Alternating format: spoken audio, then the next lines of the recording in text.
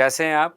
अब तक आपने जलवायु एवं मौसम विज्ञान से संबंधित इम्पॉर्टेंट चैप्टर्स को तैयार किया होगा और कहीं ना कहीं हमने आपको क्लास के माध्यम से हमेशा ये हिंट दिया और स्पष्ट करने का प्रयास किया कि भौतिक भूगोल ही नहीं बल्कि भूगोल के जितने भी चैप्टर्स या टॉपिक हैं उनमें जलवायु विज्ञान ना केवल एक इम्पॉर्टेंट टॉपिक है बल्कि कॉम्प्लिकेटेड होने के कारण इसे समझना भी थोड़ा कठिन हो जाता है।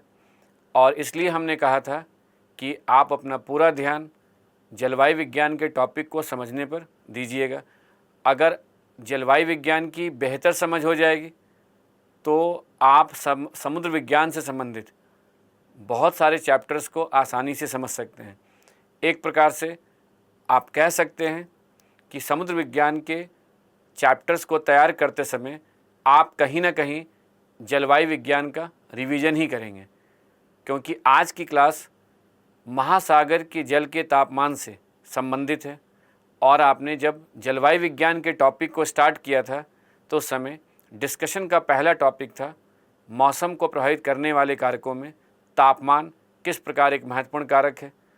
उसी प्रकार से आप आज भी क्लास के माध्यम से सबसे पहले महासागर में तापमान का अध्ययन करते समय आपको यह समझना है कि महासागर में जल की सतह में हीटिंग और कूलिंग का प्रोसेस कैसे होता है। यानी इस टॉपिक का संबंध ऊष्मा बजट की संकल्पना से है।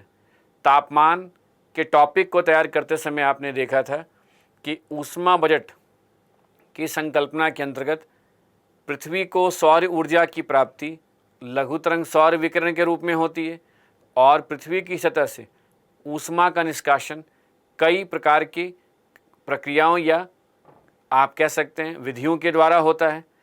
सेम कॉन्सेप्ट को यहाँ आधार बनाते हुए यह समझना है कि महासागर में ऊष्मा का आदान प्रदान कैसे होता है। फिर आपको यह विचार करना है कि तापमान को प्रभावित करने वाले कारकों में महासागर की सतह के तापमान को कौन कौन से कारक प्रभावित करते हैं और इन कारकों के प्रभाव से महासागर की सतह के तापमान के वितरण में यानी क्षैतिज स्तर पर हॉरिजॉन्टल डिस्ट्रीब्यूशन में मंडलीय वितरण आप कह सकते हैं जोनल या अक्षांशीय वितरण का कारण क्या है। और इसी प्रकार से कहीं ना कहीं रीजनल स्तर पे यानी रीजनल लेवल पे अगर कहा जाए प्रादेशिक या देशांतरीय स्तर पर भी अगर तापमान में स्थानिक विभिन्नता देखने को मिलती है तो वह कौन से कारक हैं जो देशांतरीय विभिन्नता या प्रादेशिक विभिन्नता के लिए उत्तरदायी होते हैं।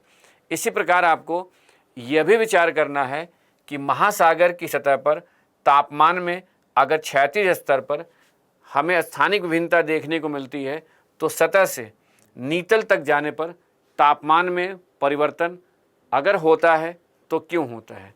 तो सबसे पहले आपको इस टॉपिक के अंतर्गत महासागर के ऊष्मा बजट को समझना है, यानी यह समझने का प्रयास करना है कि महासागर की सतह पर ऊष्मा का स्थानांतरण कैसे होता है। तो चलिए ऊष्मा बजट की संकल्पना को ध्यान में रखते हुए महासागर में होने वाली ऊष्मन एवं शीतलन की प्रक्रिया को समझने का प्रयास करते हैं।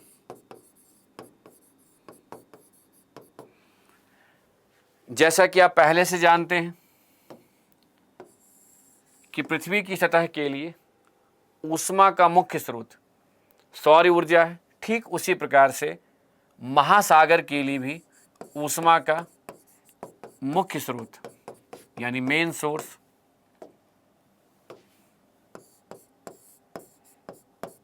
सौर विकिरण या सौर ऊर्जा है। लेकिन महासागर को नगण्य मात्रा में पृथ्वी के आंतरिक भाग से भी ऊष्मा की प्राप्ति होती है। जब पृथ्वी के अंदर की परतों से गर्म गलित पदार्थ सतह की ओर आते हैं तो ज्वालामुखी प्रक्रिया होती है और इस प्रक्रिया के अंतर्गत ही कहीं ना कहीं सतह को अंदर की परतों से ऊष्मा की प्राप्ति होती है। तो इस आधार पर कह सकते हैं कि महासागर को नगण्य मात्रा में ज्वालामुखी प्रक्रिया के द्वारा भी ऊष्मा की प्राप्ति होती है। और वहीं दूसरी तरफ यदि कहा जाए तो कहीं ना कहीं महासागर में जल दबाव क्रिया के द्वारा भी ऊष्मा की प्राप्ति होती है। आप अब यह भी समझ चुके हैं कि जैसे जैसे अगर किसी भी वस्तु का संपीड़न होता है या संकुचन होता है तो एडियाबैटिक ऊष्मन के कारण तापमान में वृद्धि होती है।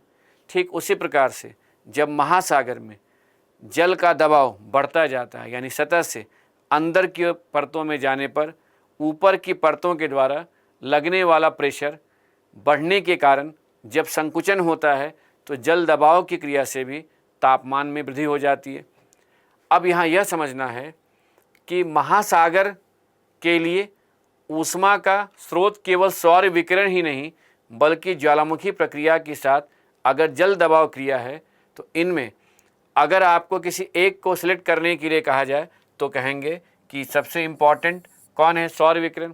किसी एक को रिजेक्ट करने की बात की जाए तो जल दबाव क्रिया, क्योंकि ज्वालामुखी प्रक्रिया और जल दबाव क्रिया में महासागर को ऊष्मा की प्राप्ति ज्वालामुखी प्रक्रिया से अधिक होती है। इसलिए दूसरे नंबर पे अगर आपको सेलेक्ट करने के लिए कहा जाए तो जल दबाव क्रिया और ज्वालामुखी प्रक्रिया, और तीसरे नंबर पे जल दबाव क्रिया के द्वारा ही ऊष्मा की प्राप्ति होती है। क्योंकि हमें यह विचार करना है कि महासागर में तापमान में जो वृद्धि होती है या महासागर की सतह से जो ऊष्मा का निष्कासन होने के कारण तापमान में कमी आती है, आखिर ऐसा क्यों होता है। तो इसके लिए कहीं ना कहीं हमें महासागर को प्राप्त होने वाली ऊष्मा के स्रोत में हमें मुख्य स्रोत को ही अध्ययन का आधार बनाना होगा। तो हम अगर यह मान ले कि महासागर के लिए ऊष्मा का मुख्य स्रोत सौर विकिरण है तो इस आधार पर यह कह सकते हैं कि जिस प्रकार से पृथ्वी की सतह को लघु तरंग विकिरण के रूप में सौर ऊर्जा की प्राप्ति होती है तो वहीं पृथ्वी की सतह का एक भाग महासागर की सतह भी है। इसलिए महासागर की सतह को भी कहीं ना कहीं लघु तरंग विकिरण के रूप में सौर ऊर्जा की प्राप्ति होगी। यदि हम यह मान लें कि महासागर की सतह के द्वारा 100 इकाई शॉर्ट वेव रेडिएशन का अवशोषण होने के कारण तापमान में वृद्धि होती है, तो हमें यह भी समझना होगा कि ऊष्मा के निष्कासन के समय कहीं ना कहीं वाष्पीकरण की प्रक्रिया के द्वारा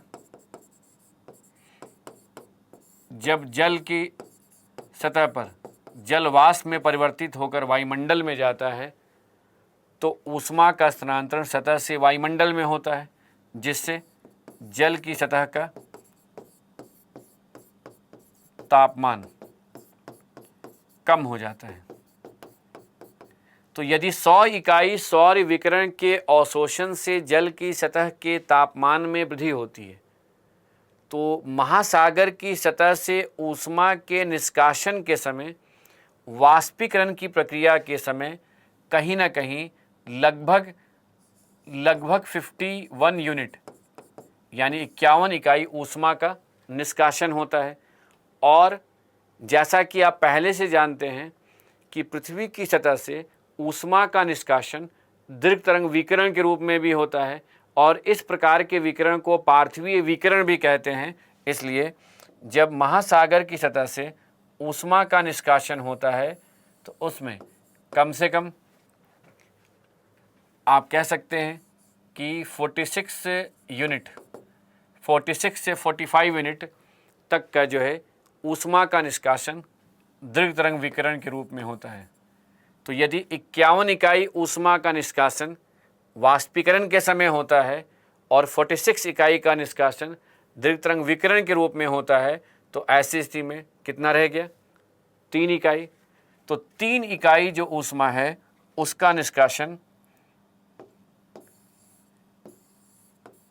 सतह के संपर्क में आने वाली वायु को चालन विधि के द्वारा होता है। तो आप कह सकते हैं कि 3 इकाई ऊष्मा का स्थानांतरण चालन के द्वारा होता है। अब यहाँ ध्यान दीजिएगा कि शीतलन की प्रक्रिया में वाष्पीकरण, पार्थिवीय विकिरण और चालन के द्वारा सतह से वायुमंडल में ऊष्मा का स्थानांतरण तो होता है, लेकिन इसमें वाष्पीकरण का योगदान सबसे अधिक होता है। इसलिए अगर आपसे प्रश्न किया जाए कि महासागर की सतह के तापमान में आने वाली कमी के लिए कौन से प्रोसेस का प्रभाव या किस प्रक्रिया का प्रभाव अधिक होता है, तो क्या जवाब देंगे कि वाष्पीकरण की प्रक्रिया सर्वाधिक प्रभावशाली होती है। अगर हम इस पॉइंट को लेकर आगे बढ़ें तो यह कह सकते हैं कि महासागर की सतह पर शीतलन की प्रक्रिया में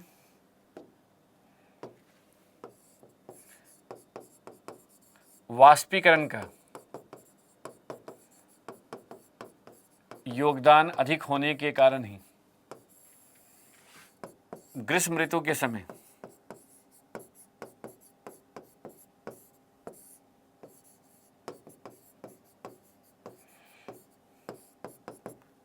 वाष्पीकरण के प्रभावशाली होने के कारण जल की सतह का तापमान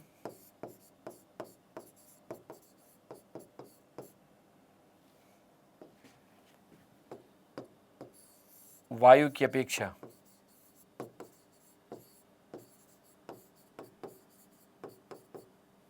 कम हो जाता है। यानी जल की सतह का तापमान जो है वायु की अपेक्षा कम हो जाता है। अब यहाँ समझिएगा कि जब गर्मी का समय आएगा और जल की सतह से वाष्पीकरण के द्वारा जल वाष्प बनकर वायुमंडल में जाएगा तो सतह से ऊष्मा का स्थानांतरण वायुमंडल में होने लगेगा। इससे सतह के तापमान में तो कमी आती जाएगी, जिससे कि अगर आप महासागर में ग्रीष्म ऋतु के समय जाते हैं तो समुद्र के पानी की अपेक्षा कहीं ना कहीं उसके संपर्क या उसके आसपास की जो वायुमंडल होगी उसका तापमान अधिक होगा। यानी वहाँ चलने वाली हवाएं समुद्र की सतह की अपेक्षा गर्म होगी। कारण क्या है? वाष्पीकरण का प्रभावशाली होना। वहीं अगर आपसे कहा जाए कि शीत ऋतु के समय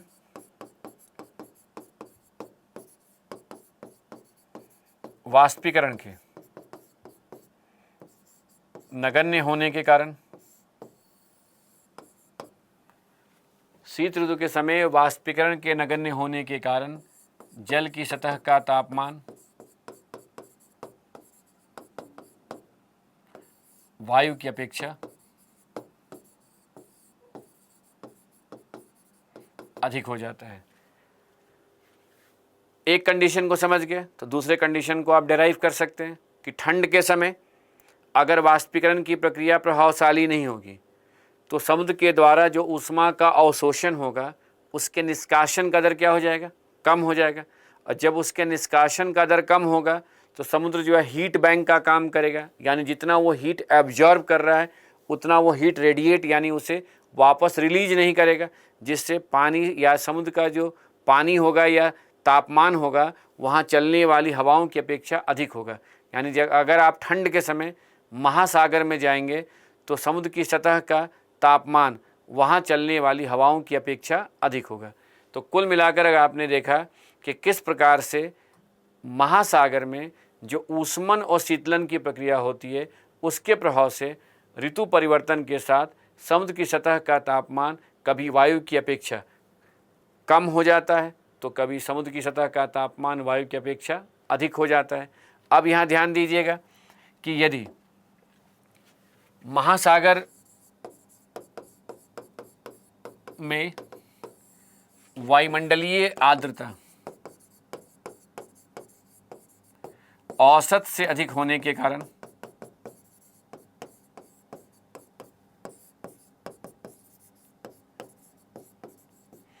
दैनिक तापांतर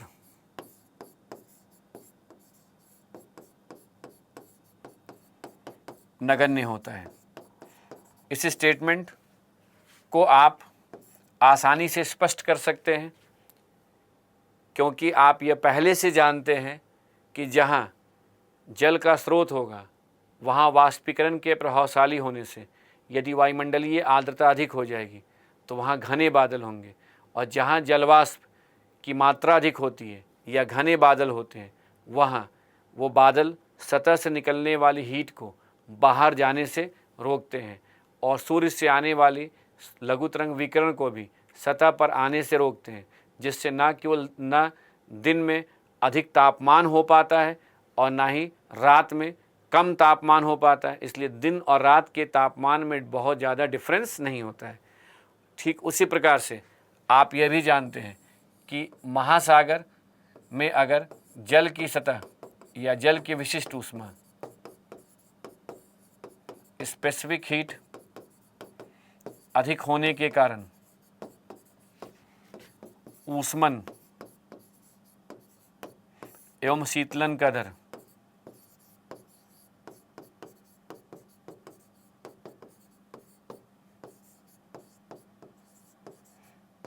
ऊष्मन एवं शीतलन का दर नगण्य होता है। अगर ऊष्मन एवं शीतलन का दर नगण्य होता है तो ऐसी स्थिति में महासागर का पानी धीमी धीमी गति से गर्म होता है और धीमी धीमी गति से ठंडा भी होता है, क्योंकि कहीं ना कहीं लॉ ऑफ रेडिएशन भी यही कहता है कि a good absorber is also a good radiator. तो चूँकि पानी अगर धीमी गति से गर्म हो रहा है तो धीमी गति से ठंडा होने के कारण ग्रीष्म और शीत ऋतु के समय तापमान में बहुत ज़्यादा डिफरेंस नहीं होता है।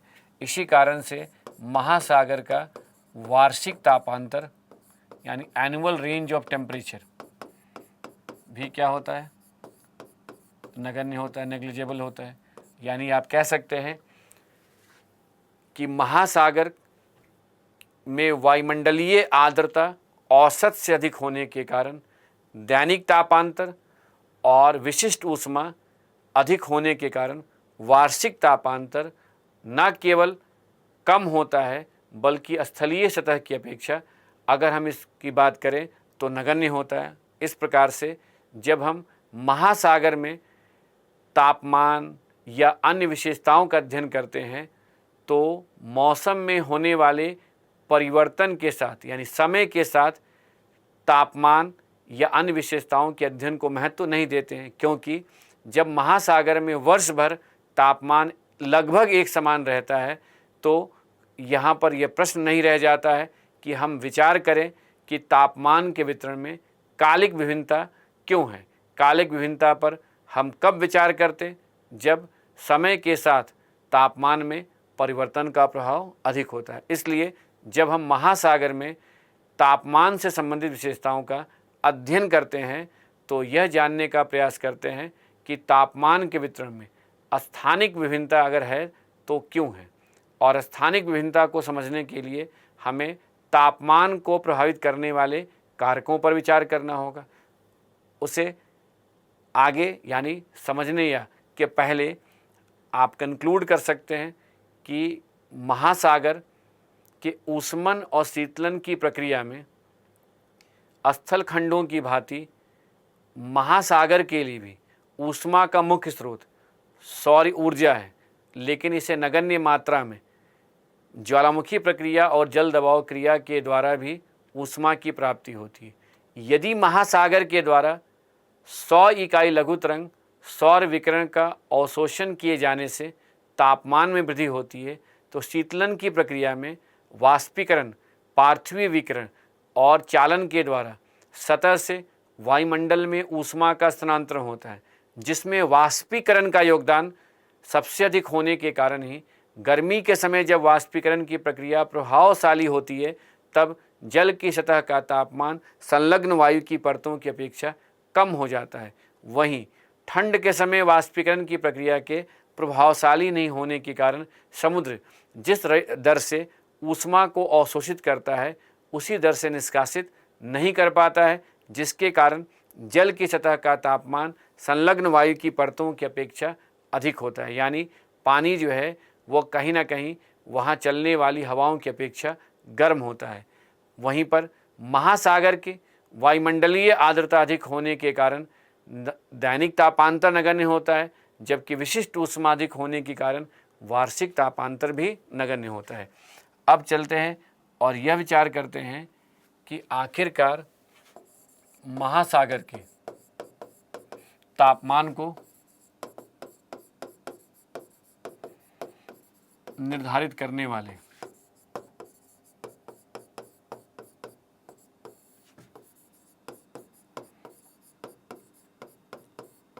कारक कौन से हैं। तो जैसा कि आप पहले से जानते हैं कि पृथ्वी की सतह के लिए ऊष्मा का मुख्य स्रोत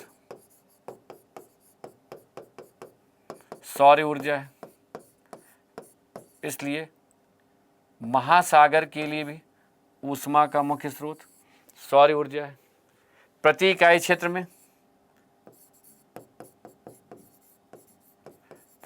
क्षेत्र में प्राप्त होने वाली सौर ऊर्जा की मात्रा को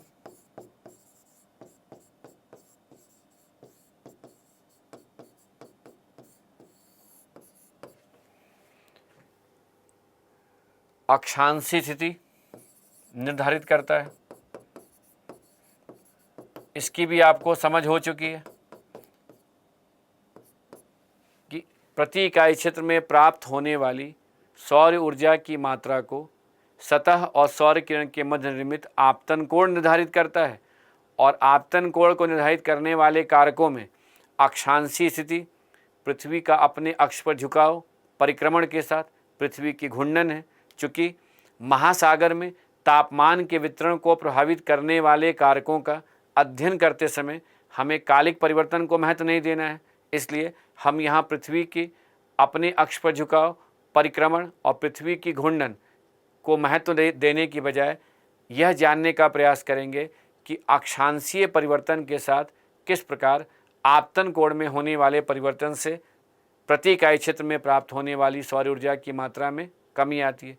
तो इसकी समझ आपको अगर पहले से है तो इस आधार पर आप खुद भी कंक्लूड कर सकते हैं और यह कह सकते हैं कि विषुवत रेखा से ध्रुवों की ओर जाने पर सौर किरण के तिरछेपन में वृद्धि के कारण जब वायुमंडल में सौर विकिरण अधिक दूरी तय करने के बाद सतह पर पहुंचती है तो प्रति इकाई क्षेत्र में सौर ऊर्जा की प्राप्ति कम होती है, जिससे कि समुद्र की सतह के औसत तापमान में कमी आने लगती है। यानी कह सकते हैं कि विषुवत रेखीय क्षेत्र से ध्रुवों की ओर जाने पर महासागर के सतह या पृष्ठीय सतह के औसत तापमान में आने वाली कमी का कारण सौर किरण के तिरछेपन में होने वाली वृद्धि है।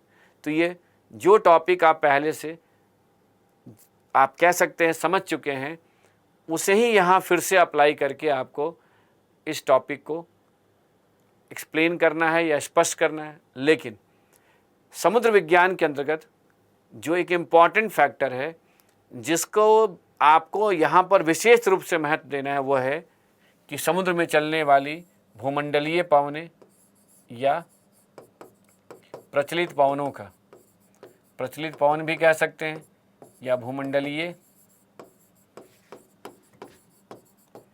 पवनों का के प्रभाव को देखना है। यही एक ऐसा फैक्टर है जिसको समुद्र विज्ञान के टॉपिक को तैयार करते समय विशेष रूप से प्राथमिकता देते हुए कॉन्सेप्ट को क्लियर करना है। एक बार इसकी समझ हो जाएगी तो समुद्र विज्ञान में ऐसी कोई बात नहीं होगी जिसको लेकर आपको समझने के स्तर पर कठिनाइयाँ हों। तो इसलिए इसको अच्छे से समझना है। उसके बाद विचार करना है कि स्थल खंडों का कि महासागर के तापमान पर क्या प्रभाव पड़ता है। इसके अलावा जो अन्य फैक्टर हैं जैसे महासागरीय जलधाराएं, ओशियन करेंट्स, इनका महासागर की जल की सतह के तापमान पर क्या प्रभाव पड़ता है। तो ध्यान दीजिए, अब हमें यह विचार करना है कि जो महासागर में भूमंडलीय पवनों का प्रभाव रहता है, जिसकी एक निश्चित दिशा होती है, उसके कारण महासागर की सतह के तापमान में किस प्रकार का परिवर्तन होता है। तो फैक्टर के रूप में अगर कहा जाए तो कह सकते हैं कि प्रचलित पवनों का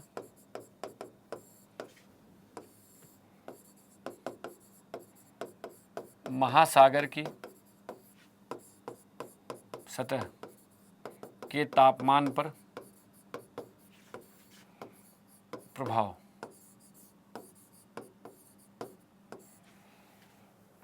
तो ध्यान दीजिए,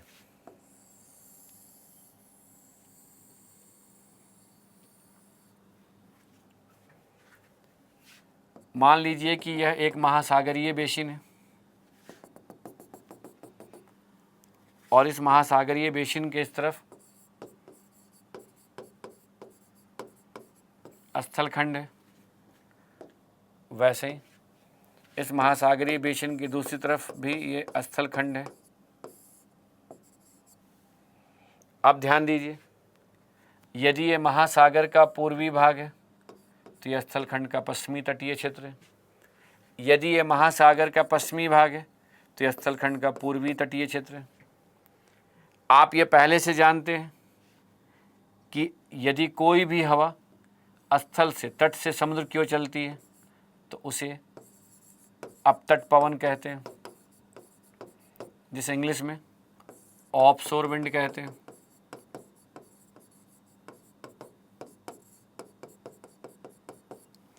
तो अब यहाँ समझना है कि तट से समुद्र की ओर चलने वाली अपतट पवन के कारण भी जल की सतह के तापमान में परिवर्तन होता है। अब यहाँ सोचिए कि यदि कोई पवन तट से जब समुद्र की ओर चलेगी तो ये कहीं ना कहीं पृष्ठीय सतह के जल को अपने साथ बहाकर ले जाएगी। तो इस आधार पर आप कह सकते हैं कि अपतट पवन से प्रभावित महासागर में पृष्ठीय सतह के जल का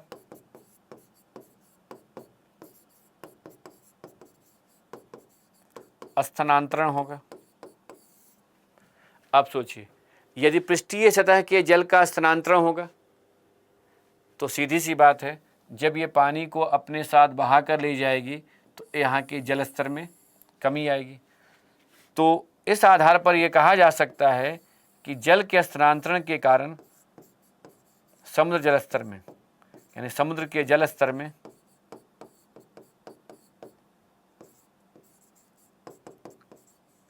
कमी आएगी। जब समुद्र के जल स्तर में कमी आएगी तो कहीं ना कहीं इसकी क्षतिपूर्ति के लिए, कंपनसेशन के लिए नीचे से जो पानी है वह ऊपर की ओर जाएगा। यानी इसकी क्षतिपूर्ति के लिए नीतल के पानी का प्रवाह किधर होगा? ऊपर की ओर। तो कह सकते हैं कि जल स्तर में आने वाली कमी की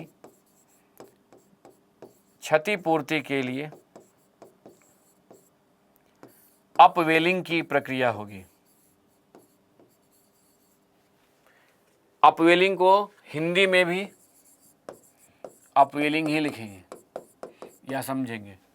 अपवेलिंग का शाब्दिक अर्थ हुआ महासागर के नीतल से सतह की ओर जल का ऊर्ध्वाधर प्रवाह। तो आप सोच सकते हैं कि अगर जल स्तर में आने वाली कमी की क्षतिपूर्ति के लिए अपवेलिंग की प्रक्रिया होगी तो अंदर की परतों में जो ठंडा पानी है उस ठंडे पानी का सतह की ओर प्रवाह होगा, जिससे जल की सतह के तापमान में कमी आएगी। तो कहीं ना कहीं अगर जल की सतह के तापमान में कमी आएगी तो इससे यह आप कह सकते हैं, कंक्लूजन या निष्कर्ष पर हम आ सकते हैं कि अपतट पवन से प्रभावित महासागर में जल की सतह का तापमान कम होता है। अब कोई पूछेगा क्यों कम होता है, तो एक एक करके जो प्रश्न किए जा सकते हैं उसको समझते हुए चलिएगा कि अपतट पवन से प्रभावित क्षेत्र में पृष्ठीय सतह के जल का स्थानांतरण होने के कारण जल स्तर में कमी आती है। तो अगर प्रश्न करेगा कि अपतट पवन से प्रभावित महासागर के जल स्तर में कमी क्यों आती है, तो इसका कारण क्या हुआ? पृष्ठीय सतह के जल का स्थानांतरण होता है। फिर दूसरा प्रश्न अगर ये करता है कि अपतट पवन से प्रभावित महासागर में अपवेलिंग की प्रक्रिया क्यों होती है, तो इसका जवाब क्या होगा? क्योंकि जल स्तर में आने वाली कमी की क्षतिपूर्ति के लिए यह प्रक्रिया होती है। और अपतट पवन से प्रभावित महासागर की सतह का तापमान कम क्यों होता है? क्योंकि अपवेलिंग की प्रक्रिया होती है। तो कुल मिलाकर महासागर का वह कोई भी किनारा हो जहां अपतट पवन का प्रभाव होगा, वहां निश्चित तौर पे जल की सतह का तापमान कम हो जाएगा। इसी प्रकार से जहां कहीं पर भी अपवेलिंग की प्रक्रिया होगी, वहां जल की सतह के तापमान में कमी आएगी। जहां कहीं पर भी जलस्तर में कमी होगी, वहां अपवेलिंग की प्रक्रिया होने से तापमान में कमी आएगी। इनमें से कोई भी अगर एक फैक्टर होगा तो आगे होने वाले परिवर्तन के लिए वह उत्तरदायी हो जाएगा। अब यहाँ ध्यान दीजिए कि कुल मिलाकर अगर आपसे कहा जाए तो इसकी जगह पर महासागर के पश्चिमी भाग में अगर हवाएं समुद्र से किधर जाए, तट की ओर जाती है, तो समुद्र से तट की ओर चलने वाली पवन को अनुतट पवन कहते हैं, ऑनशोर विंड। तो महासागर का वह क्षेत्र जहां अनुतट पवन का प्रभाव रहेगा, वहां पृष्ठीय सतह के जल का भराव होने के कारण न केवल तापमान में वृद्धि होगी, बल्कि जहाँ ये जल का भराव होगा वहाँ से पानी किधर आएगा, नीचे की ओर, यानी डाउन वेलिंग की प्रक्रिया होगी। तो एक तरफ जल का भराव होने से तापमान में वृद्धि होगी, तो दूसरी तरफ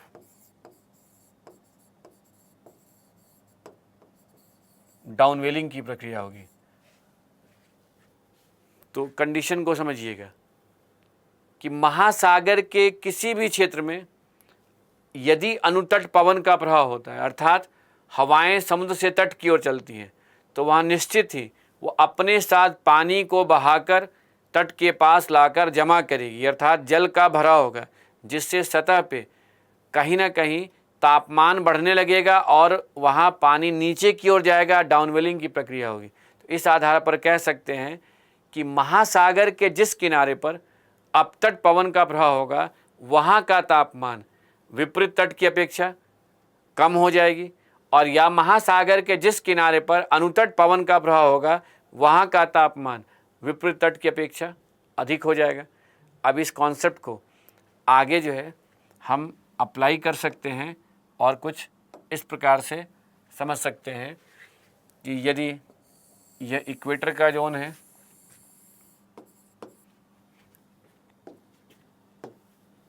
और जैसा कि आप जानते हैं कि 30 डिग्री नॉर्थ और 30 डिग्री साउथ के मध्य उपोष्णकटिबंधीय उच्च वायुदाब के क्षेत्र से विषुवत रेखीय निम्न वायुदाब के क्षेत्र की ओर सन्मार्गी हवाएं या व्यापारिक पवन का प्रभाव रहता है, जिसकी दिशा पूर्व से पश्चिम की ओर होती है। तो अगर पूर्व से पश्चिम की ओर महासागर में व्यापारिक पवन का प्रभाव रहेगा,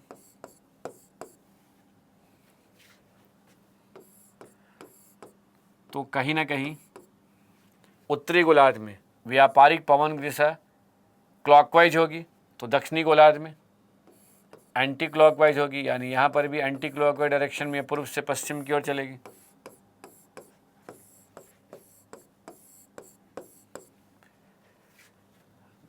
अब यहाँ समझिए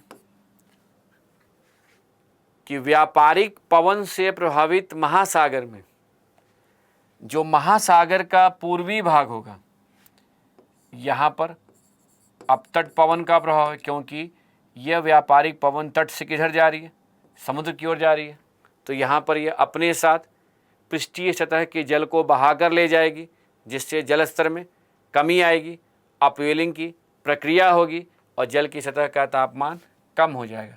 तो इस क्षेत्र में जल की सतह का तापमान कम होगा, जबकि अनुतट पवन से प्रभावित महासागर के क्षेत्र में जल की सतह का तापमान क्या हो जाएगा, अधिक हो जाएगा।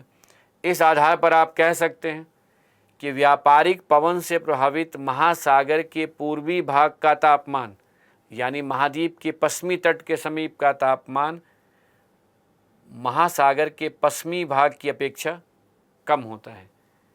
यानी यहाँ का तापमान अफ्रीका के पश्चिमी तट के समीप का तापमान दक्षिण अमेरिका के पूर्वी तट के महासागर की अपेक्षा कम होगा। इसी प्रकार ऑस्ट्रेलिया में के पश्चिमी तट पर जहाँ अपतट पवन का प्रभाव रहेगा वहाँ का तापमान कम होगा, किसकी अपेक्षा, अफ्रीका के पूर्वी तट के महासागर की अपेक्षा कम होगा। इसी प्रकार दक्षिण अमेरिका के पश्चिमी तट पर जहाँ अपतट पवन का प्रभाव होगा वहाँ का तापमान कम होगा, यानी प्रशांत महासागर के पूर्वी भाग का तापमान पश्चिमी भाग की अपेक्षा कम होगा। यानी ऑस्ट्रेलिया के समीप जो महासागर का पश्चिमी भाग है वहाँ अनुतट पवन का प्रभाव होने से महासागर का तापमान अधिक होगा। वहीं अगर हम उत्तरी प्रशांत महासागर के पूर्वी भाग में जाएं तो यहाँ का तापमान कम हो जाएगा, जबकि वहीं पश्चिमी भाग में पहुँचे इस क्षेत्र में तो यहाँ का तापमान अधिक होगा। सेम कॉन्सेप्ट को अगर अप्लाई करते हैं आप पछुआ पवन से प्रभावित महासागर में, तो आप ये जानते हैं कि पछुआ पवन की दिशा पश्चिम से पूर्व की ओर होती है। इसी प्रकार इधर पश्चिम से पूर्व के पछुआ पवन का प्रभाव रहेगा। दक्षिणी गोलार्ध में भी पछुआ पवन की दिशा पश्चिम से पूर्व की ओर होगी। तो आप समझ सकते हैं कि पछुआ पवन से प्रभावित महासागर के पूर्वी भाग में अनुतट पवन का प्रभाव होने के कारण महासागर का तापमान अधिक हो जाएगा, जबकि वहीं पश्चिमी भाग में जहां अपतट पछुआ पवन का प्रभाव रहेगा वहां महासागर का तापमान अपतट पवन का प्रभाव होने के कारण महासागर का तापमान क्या होगा, कम होगा। यहाँ देख सकते हैं अगर ये पछुआ पवन से प्रभावित उत्तरी अटलांटिक महासागर का भाग है तो ये महासागर का पूर्वी भाग जो यूरोप का पश्चिमी तट है यहाँ का तापमान अधिक होगा, क्योंकि यहाँ अनुतट पवन का प्रभाव है, और यहाँ का तापमान उत्तरी अमेरिका के समीप का तापमान क्या होगा, कम होगा। वैसे ही अगर आप इस क्षेत्र में आएंगे तो यहाँ पर अपतट पछुआ पवन का प्रभाव है तो तापमान कम होगा। कुल मिलाकर अगर आपसे कहा जाए तो इस आधार पे आप यह कंक्लूड कर सकते हैं कि प्रचलित पवन के प्रभाव से समान अक्षांशीय प्रदेश में महासागर के पूर्वी और पश्चिमी भाग का तापमान एक समान नहीं रहता है। अपतट पवन से प्रभावित महासागर में अपवेलिंग के कारण जहां सतह के तापमान में कमी आती है, वहीं अनुतट पवन से प्रभावित महासागर में पृष्ठीय सतह के जल का भराव होने के कारण न केवल तापमान में वृद्धि होती है बल्कि डाउन वेलिंग की प्रक्रिया होती है, और इसलिए ही व्यापारिक पवन से प्रभावित महासागर के पूर्वी भाग का तापमान पश्चिमी भाग की अपेक्षा कम होता है, क्योंकि महासागर के पूर्वी भाग में यानी महाद्वीप के पश्चिमी तट पर व्यापारिक पवन अपतट होती है। वहीं पछुआ पवन से प्रभावित महासागर के पूर्वी भाग में अनुतट पछुआ पवन का प्रभाव होने के कारण तापमान पश्चिमी भाग की अपेक्षा अधिक होता है। तो आपने यह देखा कि कहीं ना कहीं जलवायु विज्ञान का अध्ययन करते समय आप यह समझे थे कि तापमान को निर्धारित करने वाले कारकों में प्रति इकाई क्षेत्र में प्राप्त होने वाली सौर ऊर्जा की मात्रा सर्वाधिक महत्वपूर्ण कारक है, और इसलिए ही विषुवत रेखा से ध्रुवों की ओर जाने पर सौर किरण के तिरछेपन में होने वाली वृद्धि के कारण जब प्रति इकाई क्षेत्र में सौर ऊर्जा की प्राप्ति कम होती है तो औसत तापमान में भी कमी आती है। अब यहाँ आप देखिए कि महासागर में इसी कारण से जब विषुवत रेखीय क्षेत्र से ध्रुव की ओर जाते हैं तो खुले महासागर के पृष्ठीय सतह के औसत तापमान में कमी आती है, लेकिन साथ में आपने यहाँ यह भी समझा कि सेम जोन में महासागर के पूर्वी और पश्चिमी भाग का तापमान एक समान नहीं होता है, क्योंकि महासागर में जो प्रचलित पवनों का प्रभाव रहता है यानी भूमंडलीय पवनों के कारण कहीं अपवेलिंग की प्रक्रिया होती है तो कहीं डाउन वेलिंग की प्रक्रिया होती है। जहाँ अपवेलिंग होता है वहाँ सतह का तापमान कम हो जाता है और जहाँ डाउनवेलिंग की प्रक्रिया होती है वहाँ का सतह का तापमान अपेक्षाकृत अधिक हो जाता है।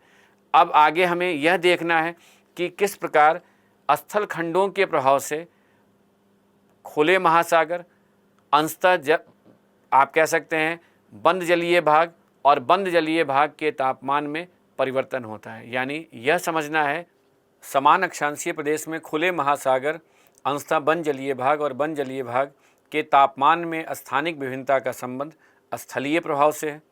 जैसा कि आप पहले से जानते हैं कि स्थल खंडों की विशिष्ट ऊष्मा कम होने के कारण न केवल स्थल की सतह जल्दी गर्म होती है बल्कि जल्दी ठंडी भी हो जाती है। इसलिए ही जहाँ स्थलीय प्रभाव अधिक होता है वहाँ का वार्षिक तापांतर भी अधिक होता है।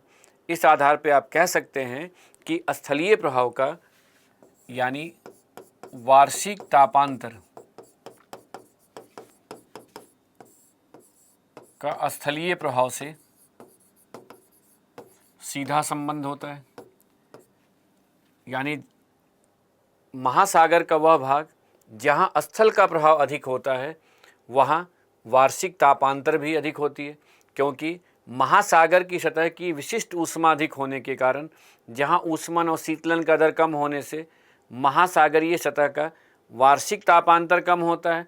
यानी जहाँ समुद्रवर्ती प्रभाव होता है वहाँ वार्षिक तापांतर में कमी आती है। इसलिए कह सकते हैं कि जैसे जैसे अगर किसी भी सागर रूपी बेसिन के आकार में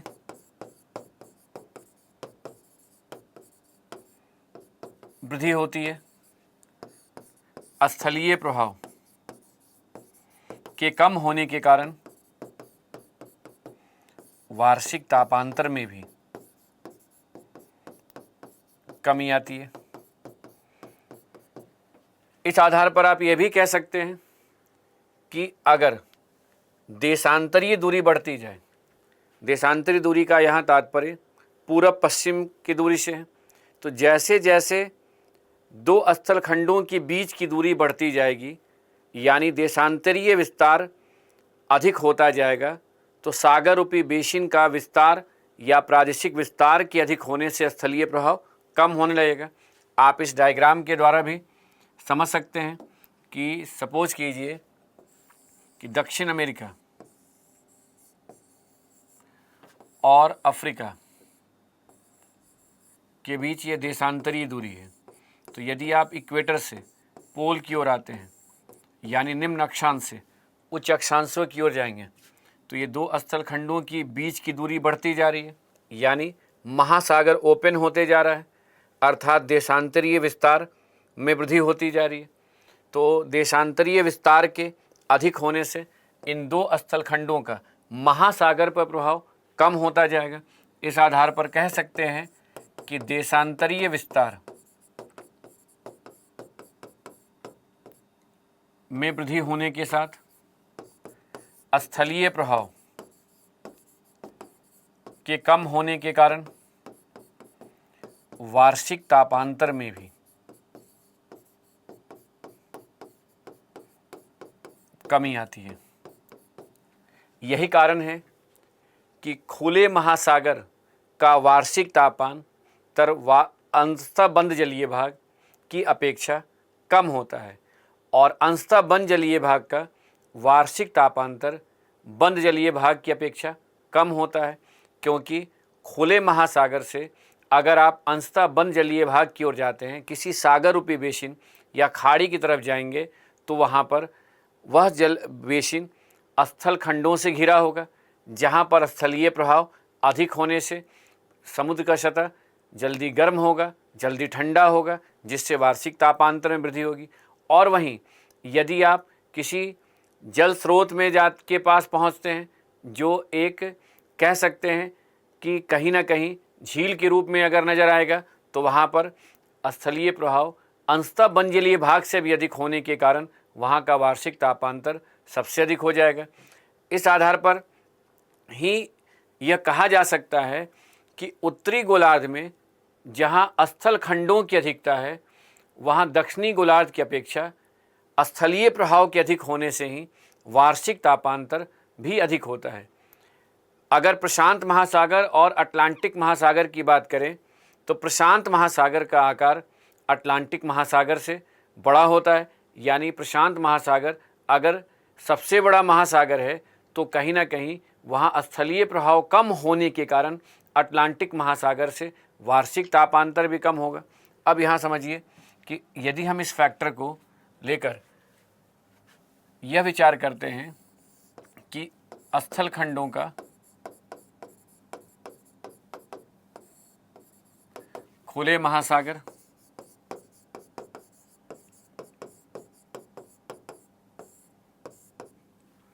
अंशतः बंद जलीय भाग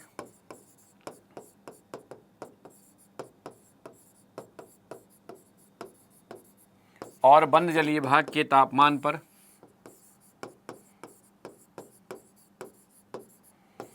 क्या प्रभाव पड़ता है, तब ऐसी स्थिति में जहां ओशियन ओपन होगा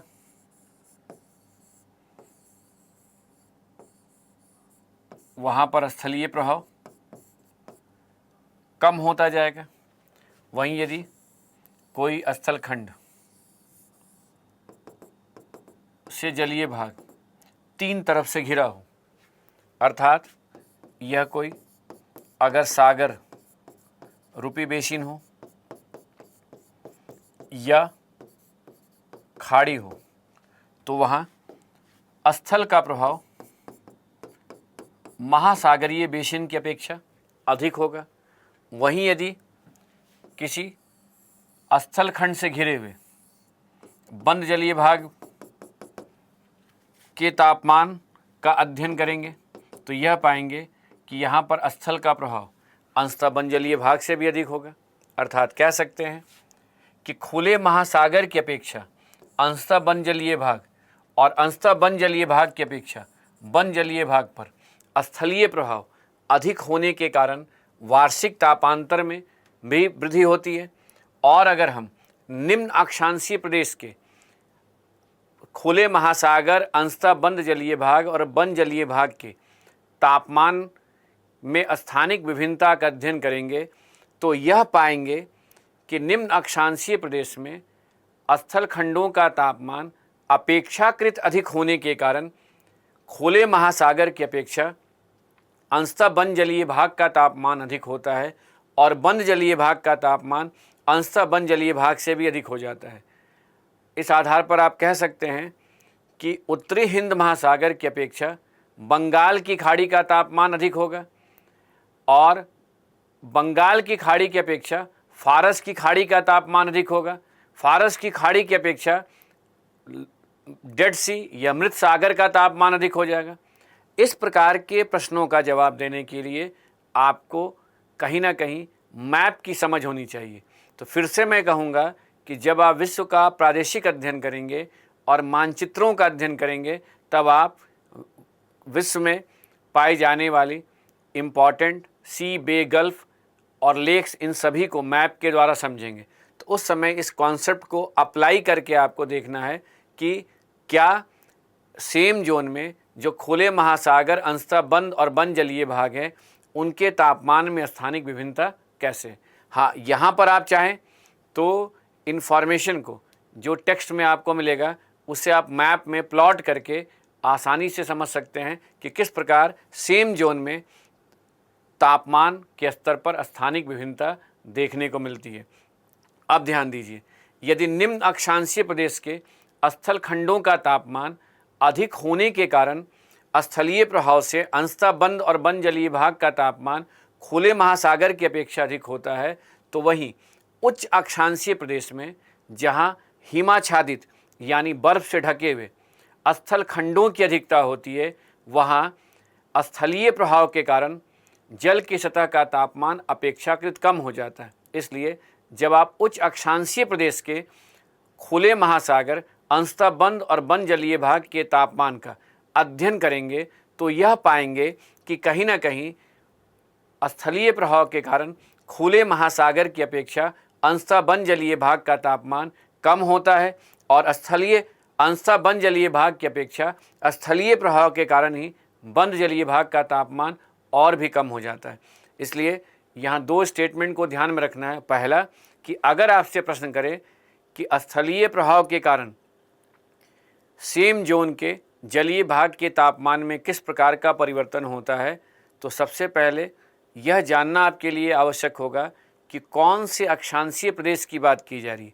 यदि प्रश्न निम्न अक्षांशीय प्रदेश के जलीय भाग से संबंधित होगा तो कहेंगे कि जहाँ स्थलीय प्रभाव अधिक होगा वहाँ का तापमान अपेक्षाकृत अधिक होगा। यदि वही प्रश्न उच्च अक्षांशीय प्रदेश के स्थल खंडों से संबंधित होगा तो ऐसी स्थिति में आपका जवाब यह होना चाहिए कि जहाँ स्थलीय प्रभाव होगा वहाँ का तापमान अपेक्षाकृत कम हो जाएगा। तो 3-4 स्टेटमेंट को यहाँ पर ध्यान में रखना है। नंबर 1 कि वार्षिक तापांतर का स्थलीय प्रभाव से सीधा संबंध होता है, इसलिए जैसे जैसे देशांतरीय विस्तार के अधिक होने पर स्थल का प्रभाव कम होता जाता है, महासागर का वार्षिक तापांतर भी कम होने लगता है। वहीं पर उत्तरी गोलार्ध में जहाँ स्थल खंडों की अधिकता है वहाँ का वार्षिक तापांतर दक्षिणी गोलार्ध के महासागरों की अपेक्षा अधिक होता है। साथ में उत्तरी गोलार्ध के निम्न अक्षांशीय प्रदेश में स्थल खंडों की अधिकता होने के कारण उत्तरी गोलार्ध के महासागरों का औसत तापमान दक्षिणी गोलार्ध की अपेक्षा अधिक होता है। और वहीं पर सेम जोन में अगर निम्न अक्षांशीय प्रदेश के स्थल खंडों के कारण खुले महासागर की अपेक्षा अंशतः बंद और बंद जलीय भाग का तापमान अधिक हो जाता है तो उच्च अक्षांशीय प्रदेश में स्थलीय प्रभाव के कारण खुले महासागर की अपेक्षा अंशतः बंद और बंद जलीय भाग का तापमान कम हो जाता है। तो एक प्रकार से आप कह सकते हैं कि जहां इक्वेटर से पोल की ओर जाने पर खुले महासागर के पृष्ठीय सतह के औसत वार्षिक तापमान में कमी आती है, वहीं सेम जोन में यानी समान अक्षांशीय प्रदेश में महासागर के पूर्वी और पश्चिमी भाग का तापमान एक समान नहीं रहता है। प्रचलित पवनों के प्रभाव के कारण जहां अपतट पवन का प्रभाव होता है वहां का तापमान अनुतट पवन से प्रभावित महासागरों की अपेक्षा कम हो जाता है और स्थल खंडों के प्रभाव के कारण भी खुले महासागर की अपेक्षा अंशतः और बंद जलीय भाग का तापमान या तो अधिक या कम हो सकता है। अब इसके अलावा महासागर में जल राशियों का चक्रीय प्रवाह होता है, तो जिस प्रकार से वायुमंडल में वायु राशियों का चक्रीय प्रवाह होने के कारण ऊष्मा का स्थानांतरण होता है, ठीक उसी प्रकार से अगर जलमंडल में जल राशियों का चक्रीय प्रवाह होता है तो विभिन्न अक्षांशों के मध्य ऊष्मा के स्थानांतरण के कारण कहीं ना कहीं जल की सतह के तापमान में परिवर्तन होता है। जिस प्रकार से निम्न अक्षांश से उच्च अक्षांशों की ओर चलने वाली गर्म हवाओं के कारण जल की सतह का तापमान, आप कह सकते हैं गर्म हवाओं के कारण यदि कहा जाए कि स्थल की सतह या पृथ्वी की सतह का तापमान अधिक हो जाता है और उच्च अक्षांश से चलने वाली ठंडी हवाओं के कारण निम्न अक्षांशीय प्रदेश की सतह का तापमान कम हो जाता है, ठीक उसी प्रकार से अगर महासागर में निम्न अक्षांश से उच्च अक्षांशों की ओर जलधाराओं का प्रवाह होता है तो उनके गर्म होने के कारण उच्च अक्षांशीय प्रदेश की जल की सतह के तापमान में वृद्धि हो जाती है। वहीं उच्च अक्षांश से जो जलधाराएं निम्न अक्षांशों की ओर आती हैं उनकी आप कह सकते हैं वो ठंडी जलधाराओं के प्रभाव के कारण जल की सतह के तापमान में कमी आती है। जलधाराओं का महासागर की सतह के तापमान पर क्या प्रभाव पड़ता है यह तो आप वायुमंडलीय परिसंचरण के कॉन्सेप्ट के आधार पर ही स्पष्ट कर सकते हैं, लेकिन कौन सी जलधाराओं के कारण किस क्षेत्र के तापमान में परिवर्तन होता है इसके लिए आपको समुद्र विज्ञान के चैप्टर में महासागर की जलधाराओं का अध्ययन करना होगा, जो एक सेपरेट टॉपिक के रूप में आपको समझना है। इसलिए यहाँ पर आप कह सकते हैं कि महासागर में जलधाराओं के कारण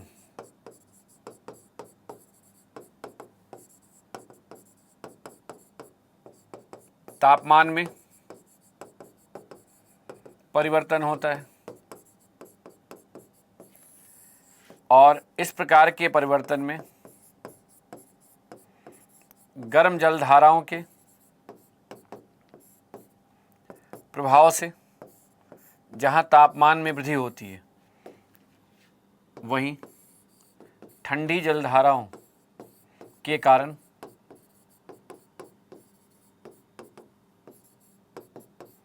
तापमान में कमी आती है।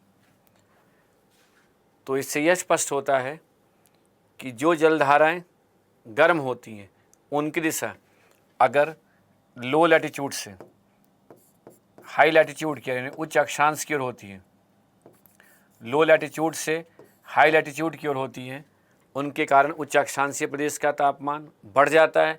और जो जलधाराएं हाई लैटिट्यूड से लो लैटिट्यूड की ओर आती हैं यानी निम्न अक्षांशीय प्रदेश की ओर आती हैं, वहाँ जल की सतह का तापमान क्या हो जाता है, कम हो जाता है।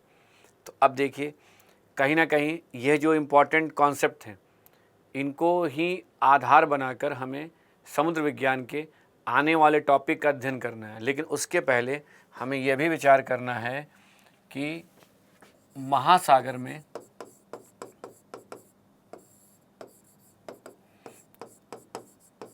तापमान का वर्टिकल डिस्ट्रीब्यूशन कैसे है। यानी यदि समुद्र की सतह से नीतल की ओर जाने पर तापमान में परिवर्तन क्यों या कैसे होता है।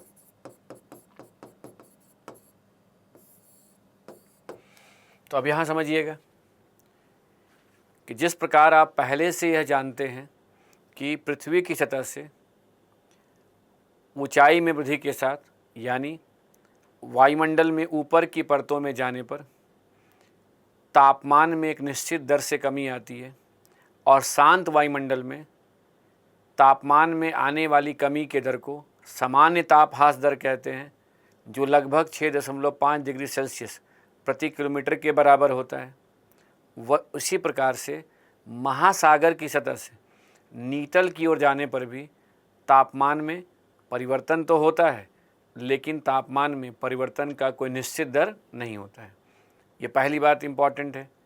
दूसरा स्टेटमेंट जो यहाँ इम्पॉर्टेंट है कि जहाँ महासागर की सतह पर विषुवत रेखीय क्षेत्र से ध्रुव की ओर जाने से औसत तापमान में कमी आती है, वहीं ऐसा मान लिया गया है कि महासागर के नीतल के समीप सभी जगह का तापमान पृथ्वी के औसत तापमान के बराबर होता है। ध्यान रखिएगा, ऐसा मान लिया गया और ऐसा मानने के पीछे कहीं ना कहीं यह लॉजिक अप्लाई किया गया कि महासागर की सतह के लिए ऊष्मा का स्रोत तो सौर ऊर्जा है और पृथ्वी की सतह को सभी जगह समान अनुपात में सौर ऊर्जा की प्राप्ति नहीं होती है, इसलिए तापमान के वितरण में स्थानिक विभिन्नता देखने को मिलती है। लेकिन महासागर के नीतल पर जल दबाव की क्रिया के कारण तापमान बढ़ सकता है और पृथ्वी के अंदर की परतों की रासायनिक संरचना और संगठन के कारण तापमान में वृद्धि हो सकती है, लेकिन इसका प्रभाव सभी जगह एक समान होना चाहिए। इसलिए महासागर के नीतल के समीप जो जलीय भाग है वहाँ का तापमान लगभग 15 डिग्री सेल्सियस होना चाहिए, क्योंकि पृथ्वी का औसत तापमान भी लगभग 15 डिग्री सेल्सियस होता है। अब यहाँ समझिएगा कि अगर हम इस कॉन्सेप्ट को लेकर चले तो इस कॉन्सेप्ट को लेकर चलने के साथ एक बेसिक एग्जाम्पल है, उसे आधार बना लीजिए और फिर कॉन्सेप्ट को अप्लाई कीजिए। मान लीजिए कि अगर ए बी सी 3 लोगों की जो मंथली इनकम है या मासिक आय है, उसमें ए का इनकम एक्स से अधिक है, बी का इनकम एक्स के बराबर है और सी की जो मासिक आय है वह एक्स से कम है। ये बेसिक मैथमेटिक्स का एक आपको एग्जाम्पल दे रहे हैं। अगर इसका सेंस बन जाएगा तो आप आसानी से समुद्र की सतह से अंदर की परतों में जाने पर तापमान में होने वाले परिवर्तन को समझ पाएंगे। तो अब सोचिए कि अब तीनों का इनकम जो है कहीं ना कहीं एक समान नहीं है। एक का x से अधिक, एक का x के बराबर और एक का x से कम है। अब सोचिए तीनों को मंथ के एंड में x अमाउंट की बचत करनी है। अब यहां समझिए, इन तीनों को यह विकल्प दिया गया है कि यदि वह चाहे तो अपने इनकम को बढ़ाने के लिए एक्स्ट्रा वर्क कर सकते हैं। तो इमेजिन कीजिए कि x ने अपने इनकम को बढ़ा दिया y एक्स्ट्रा वर्क करके, ठीक इसी प्रकार b ने भी अपने इनकम को में वृद्धि की और c में की भी इनकम बढ़ गई, यानी सभी का इनकम y अमाउंट बढ़ गया। अब यहाँ समझिए, c के द्वारा एक्स्ट्रा वर्क किए जाने के बावजूद भी जो इसका टोटल इनकम है वो अभी भी x से, आप कह सकते हैं इस एवरेज x अमाउंट से, यानी x से कम है। अब सोचिए, अब तीनों को खर्च करना है, क्योंकि सीधी सी बात है पैसा कमाएंगे तो खर्च भी करेंगे, साथ में इनको मंथ के एंड में बचत भी करना है। तो जिसकी इनकम x से अधिक थी और साथ में उसने एक्स्ट्रा अर्न कर लिया, वो ज़्यादा खर्च करेगा। जिसकी इनकम x के बराबर थी और उसने कुछ और एक्स्ट्रा अर्न कर लिया, तो यह a की तुलना में b जो है वो कम खर्च करेगा। और c जो है उसकी इनकम जो है वो कहीं ना कहीं अभी भी x से कम है, तो यह खर्च करने की बजाय इसे और कमाना पड़ेगा। अब इसी कॉन्सेप्ट को लेकर चलिए, अगर ये जल की सतह है और ये महासागर के नीतल के समीप जल का भाग है, तो जहाँ पर जल की सतह का तापमान औसत से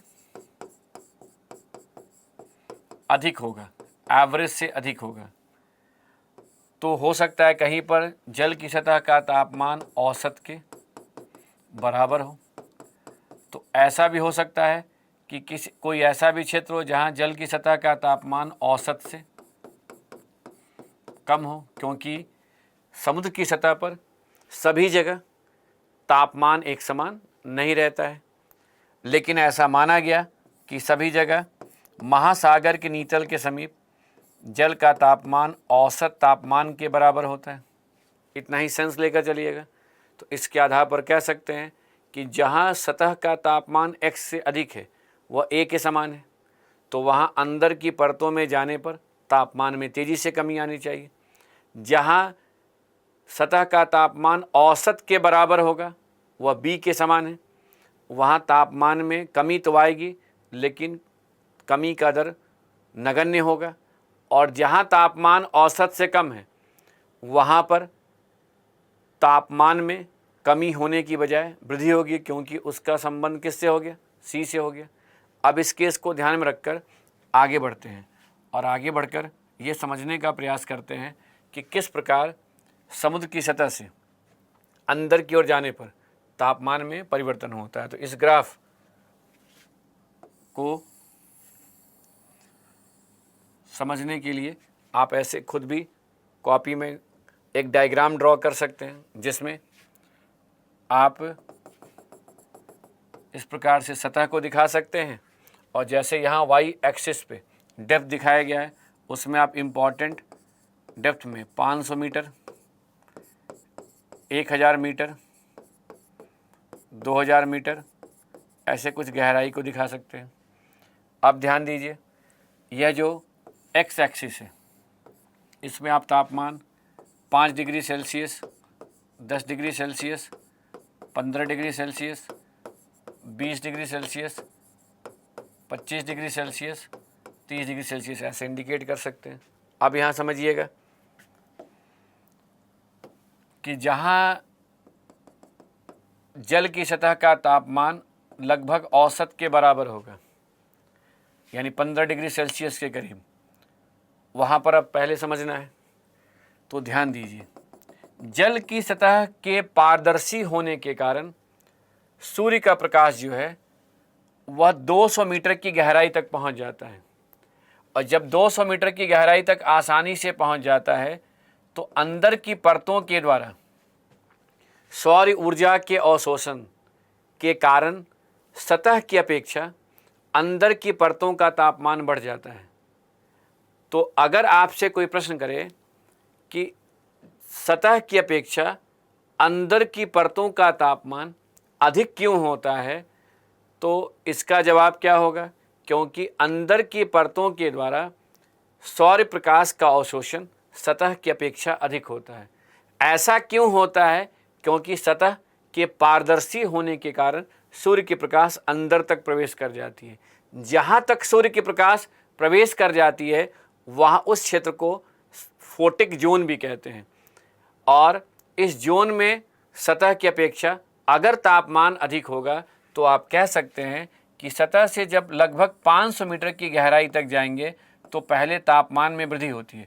तो मान लीजिए ये तापमान में लगभग 5 डिग्री सेल्सियस तक वृद्धि हो जा रही है, यानी सतह से 500 मीटर की गहराई पर तापमान 20 डिग्री सेल्सियस हो जा रहा है। तो पहले 15 था और 20 हो गया, तो टेम्परेचर कितना बढ़ गया? 5 डिग्री सेल्सियस। अब सोचिए, लेकिन नीतल के समीप जो तापमान है वो पृथ्वी के औसत तापमान के बराबर होता है। इसलिए जब 500 मीटर की गहराई से अंदर की परतों में जाने पर लगभग 1000 मीटर तक तापमान में कमी आती है, यानी जो तापमान यहाँ 20 डिग्री सेल्सियस है, अगर यह तापमान लगभग 15 डिग्री सेल्सियस हो गया तो तापमान कितना घट गया? 5 डिग्री सेल्सियस तक। और उसके बाद अंदर की परतों में जाने पर तापमान में परिवर्तन का दर लगभग नगण्य होता है। यह किस क्षेत्र की बात हो गई? यह उस क्षेत्र की बात हुई जहाँ पर जल की सतह का तापमान औसत तापमान के बराबर होता है। अब ध्यान दीजिए, अगर हम एक ऐसे क्षेत्र में जाते हैं जहाँ का तापमान औसत से अधिक हो, मान लीजिए 20 डिग्री सेल्सियस तक हो, तो वहाँ पर सतह से अंदर की परतों में जाने पर अगर फिर से 5 डिग्री सेल्सियस तापमान बढ़ जाता है, यानी अगर 20 डिग्री सेल्सियस है तो 500 मीटर की गहराई पर यदि तापमान 25 डिग्री सेल्सियस तक हो जाता है तो ऐसी स्थिति में अंदर की परतों में जाने पर तापमान में कमी का दर अधिक हो जाएगा, क्योंकि 25 डिग्री सेल्सियस से तापमान लगभग 1000 मीटर की गहराई में जाने पर अगर 15 डिग्री सेल्सियस हो गया तो यहाँ तापमान कितना कम हो गया? 10 डिग्री सेल्सियस, क्योंकि यहाँ 25 था और यहाँ पर लगभग 15 हो गया। तो जहाँ जल की सतह का तापमान औसत से अधिक होगा वहाँ पृष्ठीय सतह से अंदर की परतों में जाने पर तापमान में कमी का दर भी अधिक हो जाएगा। अब सोचिए कि यदि एक ऐसे क्षेत्र में जाते हैं जहाँ जल की सतह का तापमान औसत से कम है, तो ऐसी स्थिति में अगर तापमान 5 डिग्री सेल्सियस के करीब है तो पहले तापमान 5 डिग्री सेल्सियस 500 मीटर की गहराई तक बढ़ेगा, लेकिन 500 मीटर की गहराई तक भी तापमान में वृद्धि होने के बावजूद भी यह तापमान पृथ्वी के औसत तापमान से कम है। इसलिए 500 मीटर से अधिक गहराई में जाने पर भी तापमान में क्या होगी? वृद्धि होगी। इसलिए कह सकते हैं कि जहाँ पर जल की सतह का तापमान औसत तापमान से कम होता है वहाँ तापमान में कमी की जगह वृद्धि होती है। और किस तरह की स्थिति उत्पन्न हो जाती है? तापीय विलोमता, थर्मल इन्वर्जन। इस टर्म से आप परिचित हो चुके हैं।